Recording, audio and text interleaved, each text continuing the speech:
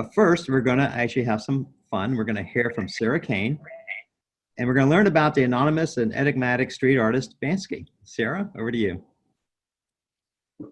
Hi, everyone. Thank you, AJ. So yes, today we're learning about Banksy, who I'm sure some of you have heard of. Banksy, whose real identity is unknown, is a British street artist and has gained global fame for the political and social commentary he portrays through his art. So he's known for bombing, which is the word he uses to describe when he puts up his art. So he's known for bombing public spaces and gained traction in his hometown of Bristol. And now he's bombed everywhere from Detroit to Barcelona. The piece behind me is one of his works in Detroit. You can see it's a little boy with that has painted the wall saying, "I remember when this was all trees." Banksy rarely does in-person interviews, but when he does, he always protects his identity by wearing a paper bag over his head or a mask. He's very, very secret. So Banksy found his signature stencil style early in his career, and he was drawn to it because it was a quick way to bomb public spaces. He's not he doesn't want to stand there for hours hand painting or hand spraying a wall for risk of getting caught. And he also says that stencil artwork was used historically to start revolutions and end wars. As well, he's used different symbols like rats and policemen to communicate his anti-authoritarian style, as we'll look at in a moment. But Banksy is so prolific with his work because he's able to comment on society in such a way by using humor, by using his anonymity, and the kind of way he goes about putting up his art makes his pieces very kind of graspable. He's sometimes making these very heavy political statements, but in a very relatable way. So let's look at some of his art. So this is titled Girl with Balloon. It's a series that Banksy started in 2002.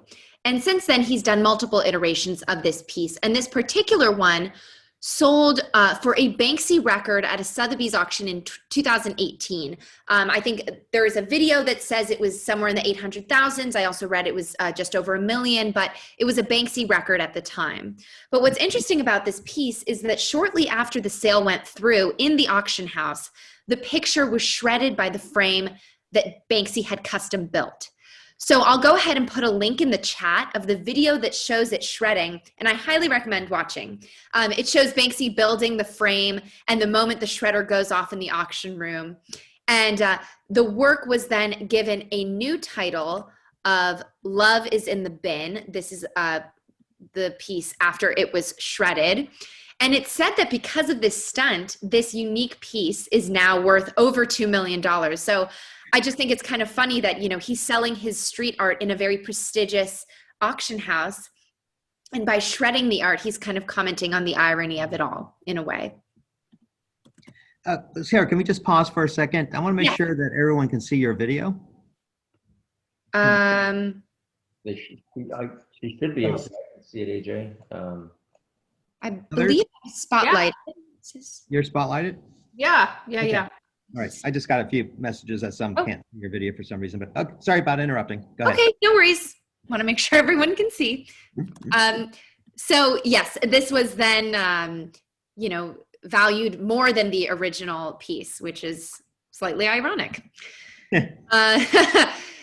So this piece, it's titled Jungle Refugee Camp. So this piece is a prime example of the socio-political statements that Banksy makes with his art. So here Banksy uses Steve Jobs to highlight the Syrian refugee crisis. The original one was made in Calais, France, which is a refugee camp with hundreds of people living in tents. And in a statement about this work, Banksy said, quote, "We're often led to believe migration is a drain on the country's resources, but Steve Jobs was the son of a Syrian migrant. Apple is the world's most profitable company. It pays over $7 billion a year in taxes, and it only exists because they allowed in a young man from Homs."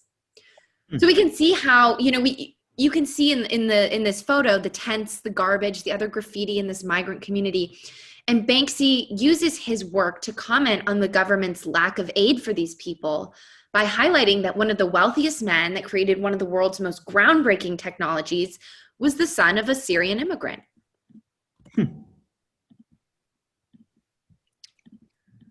I love this one. I think this is really funny. So this is called Spy Booth. This was done in 2014, just after Edward Snowden released information of, widespread phone tapping from Western nations. And it shows 3 government spies in brown trench coats listening to the telephone booth conversation. And this is actually near the UK's government communications headquarters in Cheltenham. And I love it. I mean, there's not much to say on this. The piece kind of speaks for itself, which is why I love Banksy so much. As I mentioned before, they're just his work. It's very easily understandable and graspable, even though he's making these political comments. So this one was posted on April 15th of this year on Banksy's Instagram amidst, the initial coronavirus lockdown orders. And he's long used rats as a symbol for social and political commentary. But what I love about this one is that it just seems pure fun. I'll go ahead and zoom in on a piece of the bathroom. You could just see the innovation and the detail that he put into his bathroom. The rat holding up the mirror, the rat squeezing the toothpaste. As well, this piece is unique because it probably won't be seen in person by anyone. Banksy is known for doing these big public bombings, but obviously he wants to keep his anonymity and, thus will not be inviting the public over to his house.